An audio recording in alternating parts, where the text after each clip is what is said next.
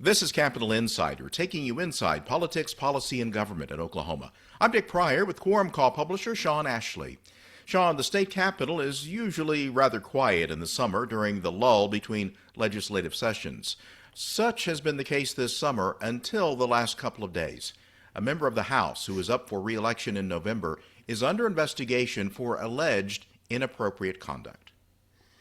House Speaker Kyle Hilbert wrote in a letter to House members Thursday that he became aware earlier this summer of a complaint against Representative Danny Williams, a Republican from Seminole, that alleged what Hilbert called improper conduct toward a House employee.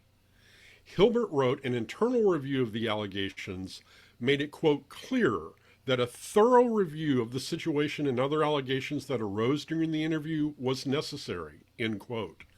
That led the House to bring in an outside law firm to conduct an additional fact-finding review that involved 8 current or former House employees and supporting documentation.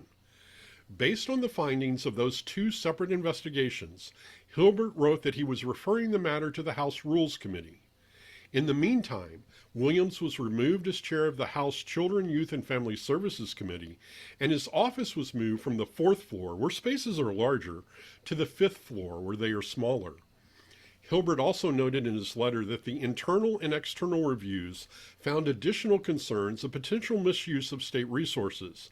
That matter is being reviewed internally to determine if it should be referred to the House Rules Committee and or the Ethics Commission. And Williams has declined to speak to other media outlets about these allegations. And as you mentioned, the Speaker of the House has already taken action against Representative Williams, but the investigation is ongoing. How can he do that?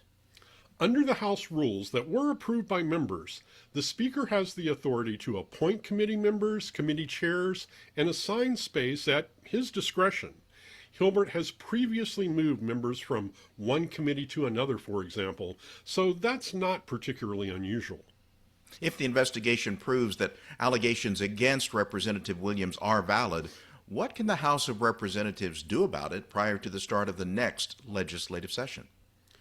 Based on a similar investigation in 2017, the House Rules Committee will make recommendations to the Speaker and the full House on how to proceed. And then it gets kind of interesting. The House is not in session, so it can't censure or expel Williams because those actions take a vote of the full House, unless, of course, it were to come back into special session. And then, as you noted, Williams is on the ballot and could be re-elected. It may be January when the next legislature convenes before the House would be able to take action. Moving on, the state of Oklahoma has announced a new strategy to grow the space industry. Tell us about the plan.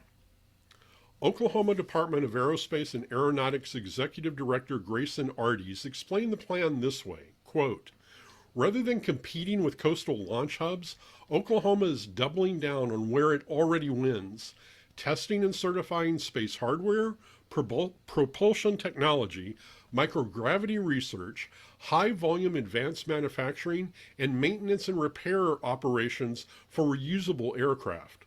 Leaning on our existing strengths within the broader aerospace ecosystem, he said, these focus areas will allow Oklahoma's space story to succeed over the next decade. The plan creates an organizational framework that connects the state's 3 aerospace hubs, Oklahoma City, Tulsa, and the Infinity One spaceport in western Oklahoma, that is designed to align public investment, workforce training, research, and private industry growth around a shared statewide strategy. Sean, state revenue data has now been released for the just completed 2026 fiscal year. Based on the numbers, how is the state's economy looking? Pretty good. Total tax revenue for fiscal year 2026 exceeded prior year collections by nearly $1 billion, according to a report from State Treasurer Todd Russ. Gross production tax collections on oil and natural gas recorded the largest increase the report shows, driven in part by higher energy prices resulting from the U.S. war with Iran. That was followed by a 12.5% in individual income tax collections. Use tax, sales tax, and motor vehicle tax receipts also increased over the prior fiscal year, according to the report. Thank you, Sean. You're very welcome. For more information, go to quorumcall.online. You can find video of Capitol Insider segments on the KGOU YouTube channel.